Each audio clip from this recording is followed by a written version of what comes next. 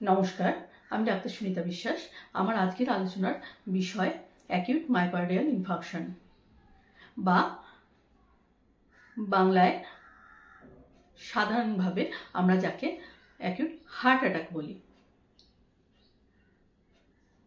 এখন প্রথমেই বলবো যে এই হার্ট অ্যাটাক বা মায়োকার্ডিয়াল ইনফার্কশন কেন হচ্ছে। অনেক সময় দেখা যায় যে পেশেন্টের যদি কিছু রিস্ক ফ্যাক্টর, যেমন ধরুন পেশেন্ট স্মোকিং করে, পেশেন্টের অনেক দিন ধরে হাইপারটেনশন অর্থাৎ ব্লাড প্রেশার বেশি থাকছে এবং তার প্রপার ট্রিটমেন্ট সে করায়নি। আবার ধরুন পেশেন্টের ডায়াবেটিস মেলাইটাস অর্থাৎ সুগারের রোগ আছে এবং সঠিকভাবে তার ট্রিটমেন্ট হচ্ছে না। এই ধরনের কেসে বা হাইপারলিপিডেমিয়া অর্থাৎ কোলেস্টেরল, পেশেন্টের কোলেস্টেরল বেশি আছে এবং তার সঠিক ট্রিটমেন্ট সে করায়নি। তবে ট্রিটমেন্ট করালেই যে এই রোগগুলির সম্ভাবনা পুরো এড়ানো যায় সেটা বলবো না, তবে অনেকটাই অ্যাভয়েড করা যায়। আবার অনেক পেশেন্টের থাকে ফ্যামিলি হিস্ট্রি, যেমন ধরুন তার মা বাবা বা ঠাকুরদা ঠাকুমা বা মায়ের সাইডে দিদিমা দাদু এরা হার্ট অ্যাটাকে আক্রান্ত হয়েছিলেন বা তাতে মারা গেছেন। সেই সমস্ত পেশেন্টের ক্ষেত্রেও কিন্তু এই হার্ট অ্যাটাকের চান্স একটু বেড়ে যায়। এখন বলবো যে এই হার্ট অ্যাটাকের প্যাথোফিজিওলজি মানে কি হচ্ছে ব্যাপারটা। এক্ষেত্রে দেখা যায় কখন হার্ট অ্যাটাক হবে, যে যদি এই ধরনের যে রিস্ক ফ্যাক্টরগুলির কথা আমি বললাম সেই রিস্ক ফ্যাক্টরগুলো পেশেন্টের মধ্যে থাকে, সেক্ষেত্রে একটা বয়সের পর, তবে এখন 30-এর পরেও অনেক পেশেন্টের হার্ট অ্যাটাক হচ্ছে দেখা যায়। সেক্ষেত্রে কিন্তু কারণটা হতে পারে যে পেশেন্ট খুব ভিগোরাস এক্সারসাইজ করছে, তার অক্সিজেন সাপ্লাই এবং অক্সিজেন ডিমান্ড এর মধ্যে একটা বৈষম্য হচ্ছে, পেশেন্টের সিভিয়ার অ্যানিমিয়া আছে, আবার পেশেন্ট একটা স্ট্রেসফুল লাইফ লিড করে, সেক্ষেত্রে কিন্তু 30-এর পরেও এই হার্ট অ্যাটাকের প্রবণতা বাড়তে পারে। কিন্তু সাধারণত যে রিস্ক ফ্যাক্টরগুলির কথা বললাম এবং সেগুলি থাকলে 40-এর পরে দেখা যায় মেল পেশেন্টদের ক্ষেত্রে একটু হার্ট অ্যাটাকের প্রবণতা একটু বেশি থাকে। কারণ এক্ষেত্রে কারণ হিসেবে বলা যায় যে ফিমেল পেশেন্টদের মধ্যে অর্থাৎ মহিলাদের মধ্যে মেনোপজের আগে, অর্থাৎ মহিলার যখন প্রতি মাসে একটা ঋতুস্রাব হচ্ছে এবং তখন মহিলাদের মধ্যে ইস্ট্রোজেন যে হরমোন সেটি থাকছে, সেই কারণে এটি হার্ট অ্যাটাককে অনেকটা প্রিভেন্ট করে। কিন্তু পোস্ট মেনোপজাল অর্থাৎ যাদের মেনোপজ হয়ে গেছে, শরীর খারাপ বন্ধ হয়ে গেছে, সেই সব মহিলাদের ক্ষেত্রে কিন্তু তারাও এই রিস্ক ফ্যাক্টরগুলো থাকলে তারাও কিন্তু মেল অর্থাৎ পুরুষদের মতোই হার্ট অ্যাটাকের সম্ভাবনা তাদের মধ্যেও থাকে। এখন এই 40-এর পরে যাদের ক্ষেত্রে এই রিস্ক ফ্যাক্টরগুলি থাকছে তাদের কি হয় যে ব্লাডের মানে আর্টারির মধ্যে ইনজুরি বা এন্ডোথেলিয়াল ইনজুরি হতে পারে এবং সেখানে একটি অ্যাথেরোস্ক্লেরোটিক প্লাক ফর্মেশন হয়। অ্যাথেরোস্ক্লেরোটিক প্লাক যেটা বলছি সেটা আসলে ওই কোলেস্টেরল, ডেড সেলস, আবার ডাব্লিউবিসি অর্থাৎ শ্বেত রক্তকণিকা, ক্যালসিয়াম, ফিব্রিন, এই সবগুলো মিলে একটা প্লাক অর্থাৎ ক্লটের মতো জিনিস তৈরি করে। যতক্ষণ সেটা লেগে আছে লুমেনটাকে, আর্টারি লুমেনটাকে সরু করে দিয়েছে ততক্ষণ তাও ঠিক আছে, কিন্তু ওটা যদি রাপচার করে যায় সেক্ষেত্রে কিন্তু ওটা কি করে যে ব্লাড সার্কুলেশনটাকে যে কোনো একটা জায়গায় গিয়ে ওটাকে ব্লক করে দেয়, অর্থাৎ ব্লাড সার্কুলেশন তখন আর তার মধ্যে দিয়ে হতে পারে না এবং তখন কিন্তু পেশেন্টটি হার্ট অ্যাটাক হতে পারে। অর্থাৎ এবং এই হার্ট অ্যাটাকের সার্কুলেশন সম্বন্ধে দু এক কথা বলা দরকার। হার্টের যে আমরা হার্ট ব্যাপারটা হলো 4টে চেম্বার থাকছে, 2টো এট্রিয়া, 2টো ভেন্ট্রিকল থাকছে। এর মধ্যে গোটা শরীর থেকে আমরা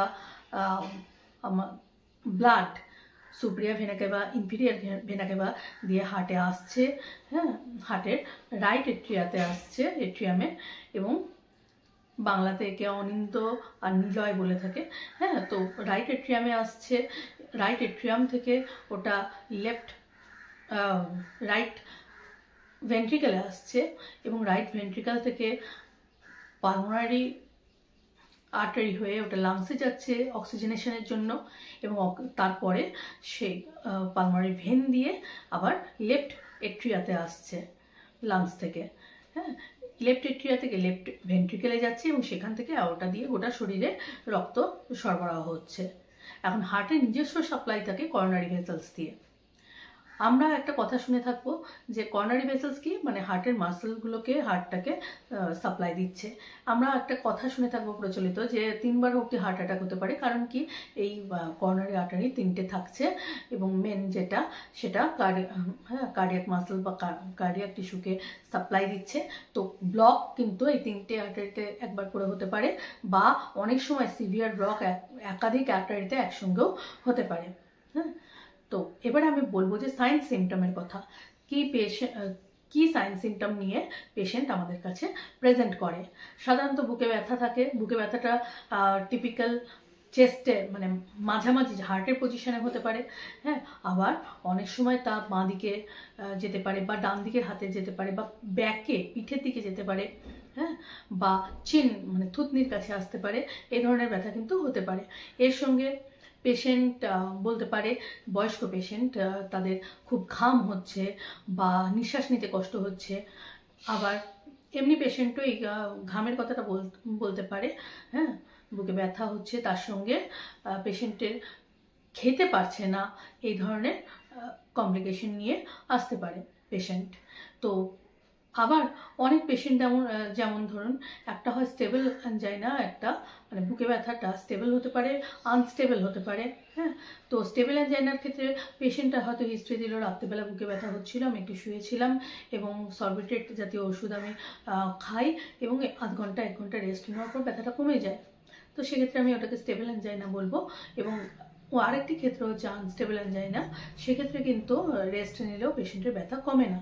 তো পেশেন্ট যদি, হ্যাঁ, এমত অবস্থায় সবার প্রথম উচিত যে যত তাড়াতাড়ি সম্ভব মেডিকেল ইন্টারভেনশন নেওয়া, অর্থাৎ নিকটবর্তী হসপিটাল বা ডাক্তারের শরণাপন্ন হওয়া। এবং সেক্ষেত্রে ডাক্তার কিন্তু প্রথমেই একটি ইসিজি করতে দেয়, এবং ট্রপটি বা ট্রপাই, হ্যাঁ, এই টেস্ট করতে দেয়। ইসিজিতে এসটি সেগমেন্ট বলে, ইসিজির যে পি, কিউআরএস, এস, টি, হ্যাঁ, এই যে ভাগগুলো রয়েছে ইসিজি স্ট্রিপে, তার মধ্যে এসটি সেগমেন্টে এলিভেশন অর্থাৎ বেড়ে যাওয়া হয়। তো সেই সাইন দেখে, বা অনেক সময় নন এসটি সেগমেন্ট এলিভেশন, এমআইও, মায়োকার্ডিয়াল ইনফাকশনও দেখা যায়। তো ইসিজি করলে অনেকটাই ডাক্তার এই ব্যাপারে বুঝতে পারেন, এবং তার সঙ্গে সাইন সিমটমগুলো তো উনি দেখেনি, তার সঙ্গে উনি যেটা করেন যে ট্রপটি বা ট্রপাই এর ব্লাডের টেস্ট করেন। এবং এই টেস্টে কিন্তু আমরা দেখতে পাই যে যদি পেশেন্টটি হার্ট অ্যাটাকে আক্রান্ত হয় এবং লাস্ট কয়েক ঘন্টার মধ্যে, সেক্ষেত্রে কিন্তু এখানে পজিটিভ সাইন দেখা যায়। তো হার্ট অ্যাটাক ডায়াগনোসিসের সঙ্গে সঙ্গেই পেশেন্টকে কিন্তু ডাক্তারবাবু একটি সরবিটেট ট্যাবলেট, 5 মিলিগ্রামের ট্যাবলেট পাওয়া যায়, 10 মিলিগ্রাম করে এটা দেওয়া হয়ে থাকে সাবলিঙ্গুয়ালি, অর্থাৎ জিভের তলায় রাখতে বলা হয়। পেশেন্টকে রেস্ট পজিশনে রাখা হয়, এবং এই সরবিটেট দেওয়ার 5 মিনিট পরে যদি ব্যথা না কমে, সেক্ষেত্রে আরেকবার এটা দেওয়া যায় 10 মিলিগ্রাম, এবং তারপরেও 5 মিনিট পরে যদি না কমে, সেক্ষেত্রে আরেকবার 5 মিলিগ্রাম দেওয়া যায়, অর্থাৎ ম্যাক্সিমাম 25 মিলিগ্রাম অবধি আমি পেশেন্টকে সরবিটেট দিতে পারি। এরপরে যেটা বলবো যে পেশেন্টের ব্যথা কমানোর জন্য অনেক সময় ট্রামাডল ইঞ্জেকশনও দেওয়া হয়ে থাকে, মরফিন দেওয়া হয় ইঞ্জেকশন হিসেবে, হ্যাঁ, অ্যানালজেসিক। আর তার সঙ্গে যেটা করা হয় যে অনেক সময় দেখা যায় যে পেশেন্ট বুকে ব্যথার হিস্ট্রি নিয়ে আসছে, কিন্তু সেক্ষেত্রে দেখা যায় যে অনেক সময়ই হয়তো এটা হার্ট অ্যাটাকের ব্যথা নয়, সেটা কিন্তু হলো যে পেশেন্টের অম্বল করেছে, সেই ব্যথাও কিন্তু বুকে ব্যথা নিয়ে আসতে পারে। তো হার্ট অ্যাটাককে আমি কখনোই অবহেলার চোখে দেখবো না, কিন্তু সঙ্গে পেশেন্টকে ইঞ্জেকশনের সময় একটা প্রোটন পাম্প ইনহিবিটর অর্থাৎ ভালো অম্বলের ইঞ্জেকশন আমি দেব। সেক্ষেত্রে যদি ওটা ব্যথাটা যদি অম্বলের কারণে হয়ে থাকে তবে তাতে ওর পেশেন্ট রিলিফ পেয়ে যাবে কিছুক্ষণের মধ্যেই। এছাড়া হার্ট অ্যাটাক ডায়াগনোসিস হয়ে গেলে পেশেন্টকে আমি তার সঙ্গে আর যে ওষুধগুলো দেব সেগুলো হলো অ্যাসপিরিন। সেক্ষেত্রে আমি অ্যাসপিরিনের 75 মিলিগ্রাম 4টে ট্যাবলেট স্ট্যাট পেশেন্টকে সঙ্গে সঙ্গে খেয়ে নিতে বলবো। ক্লোপিডোগ্রেল 4টে ট্যাবলেট আমি 75 মিলিগ্রামের 4টে ট্যাবলেট দেব। আর দেব সঙ্গে পেশেন্টের যদি প্রেশার বেশি থাকে সেক্ষেত্রে প্রেশারের জন্য এসি ইনহিবিটর বা অ্যাঞ্জিওটেনসিন রিসেপ্টর ব্লকার জাতীয় ওষুধ, পেশেন্টের কার্ডিও প্রোটেক্টিভ মেটোপ্রোলল বা প্রোপ্রানোলল জাতীয় ওষুধ আমি দেব। এর সঙ্গে অনেক পেশেন্টের কনস্টিপেশনের হিস্ট্রি থাকে, তাই যাতে কনস্টিপেশনের কারণে পেশেন্টের স্ট্রেস না হয়, চাপ না আসে, সেই জন্য আমি একটি ল্যাক্সেটিভ অর্থাৎ পায়খানা যাতে নরম হয় সেই ধরনের ওষুধ দেবো। প্রোটন পাম্প ইনহিবিটর দেবো গ্যাস অম্বলের জন্য। হ্যাঁ, এই ধরনের ওষুধগুলো দেবো। এবং আমি যে সমস্ত পেশেন্ট হার্ট অ্যাটাক আমি ডায়াগনোসিস করেছি অর্থাৎ ইসিজি বা ট্রপটিতে ধরা পড়েছে বা ট্রপাইয়ে ধরা পড়েছে, সেই পেশেন্টকে কিন্তু যত তাড়াতাড়ি সম্ভব যাতে সে যদি সে সার্জিক্যাল ইন্টারভেনশন নিতে পারে অর্থাৎ প্রপার একজন কার্ডিওলজিস্টের কাছে আমি পাঠাবো। এবং যাতে যদি তার ডোর টু বেলুন টাইম অর্থাৎ আমরা পেশেন্টের হার্ট অ্যাটাক হওয়া এবং তার থেকে ওটি টেবিলে শুয়ে পড়া এই টাইমটা যাতে যত মিনিমাম হয় 1 থেকে 1.5 ঘন্টার মধ্যে হয় সেটা একটা খেয়াল রাখবো। কারণ সেক্ষেত্রে আমার যে চিকিৎসায় অপারেটিভ প্রসিজিওর অর্থাৎ সার্জিক্যাল প্রসিজিওরে যে সাকসেস রেট সেক্ষেত্রে কিন্তু অনেকটাই বেড়ে যায়। সার্জিক্যাল প্রসিজিওর কী হতে পারে, আমরা পেশেন্ট কর্নারি আর্টারি বাইপাস ক্যাপটিং করা যেতে পারে। সেক্ষেত্রে পায়ের দিক থেকে ভেসেলসের অংশ নিয়ে আমি যে আর্টারিটা ব্লক হয়েছে সেখানে ওটাকে আমি রিপ্লেস করতে পারি। আবার অ্যাঞ্জিওগ্রাফি এই ধরনের প্রসিজিওরগুলো করা যেতে পারে। হ্যাঁ, তো যদি আদার্স প্রিডিসপোজিং ফ্যাক্টর বা রিস্ক ফ্যাক্টরগুলো থাকে, ডায়াবেটিস মেলাইটাস বা হাইপার কোলেস্টেরলেমিয়া অর্থাৎ কোলেস্টেরল বেশি, সুগারের পেশেন্ট, হাইপার টেনশন, সেগুলোর কিন্তু একটা প্রপার ম্যানেজমেন্ট যাতে হয় সেই দিকে খেয়াল রাখতে হবে। এবং এই চিকিৎসা পেশেন্টকে এই চিকিৎসা পদ্ধতির মধ্যেই কিন্তু তার বাকি জীবনটা কাটাতে হবে। এতে প্যানিক করলে হবে না বা আমাকে ওষুধ খেয়েই যেতে হবে এরকম ভাবলে হবে না। ওষুধের মধ্যে যদি থাকে পেশেন্ট প্রপার মেডিসিন বা ডক্টরের কনসালটেশন রেগুলার যদি নেয় সেক্ষেত্রে কিন্তু এবং সেটা যদি ফলো করে সেক্ষেত্রে কিন্তু হার্ট অ্যাটাকের পরবর্তী যে কমপ্লিকেশনগুলো সেগুলো এড়ানো যায় এবং আমরা দীর্ঘায়ু হার্ট অ্যাটাকের পেশেন্টও কিন্তু দীর্ঘায়ু লাভ করতে পারে। এবারে আর একটা কথা বলবো যে ডিফারেনশিয়াল ডায়াগনোসিস অর্থাৎ আর কি হতে পারে বুকে ব্যথা পেশেন্ট যদি বুকে ব্যথা নিয়ে আসে হার্ট অ্যাটাক ছাড়াও, সেক্ষেত্রে কিন্তু আমাদের গ্যাস্ট্রোইসোফেজিয়াল রিফ্লাক্স ডিজিজ অর্থাৎ তার সঙ্গে বুকে ব্যথা হচ্ছে সঙ্গে সঙ্গে পেশেন্টের মুখ থেকে চোঙা ঢেকুর উঠছে, হ্যাঁ, বা অ্যাসিডিটি, পেশেন্টের গ্যাস্ট্রাইটিস হতে পারে, পেশেন্টের অ্যাকিউট প্যানক্রিয়াটাইটিস হতে পারে, প্যানক্রিয়াসে ইনফ্ল্যামেশন ইনফেকশন হয়েছে, পেশেন্টের অ্যাকিউট নিউমোথোরাক্স হতে পারে, পেরিকার্ডাইটিস হতে পারে। এই ধরনের কমপ্লিকেশনগুলোও কিন্তু বুকে ব্যথা নিয়ে পেশেন্ট ডাক্তারের শরণাপন্ন হয়। তাই লাস্টে বলবো যে বুকে ব্যথা হলে কখনোই সেটা অবজ্ঞা করবেন না।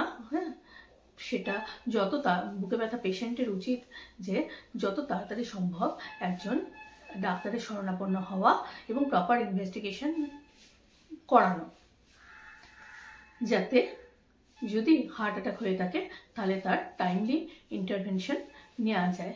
আজ এই পর্যন্তই থাক। ভালো থাকবেন, সুস্থ থাকবেন। ভিডিওটি ভালো লাগলে অবশ্যই লাইক, শেয়ার, সাবস্ক্রাইব করবেন এবং নিত্য নতুন আপডেট পেতে পাশে থাকা বেল আইকনটি টিপে দেবেন। নমস্কার।